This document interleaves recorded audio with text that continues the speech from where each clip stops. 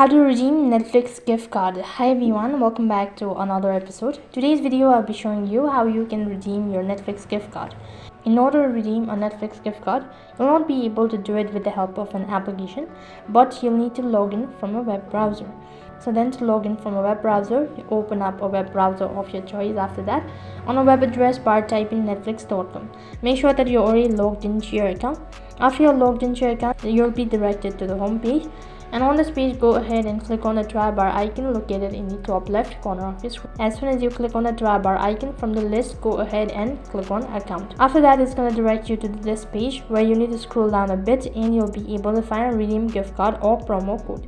Now go ahead and click on the link. It's going to direct you to the page where you can enter in your redemption code.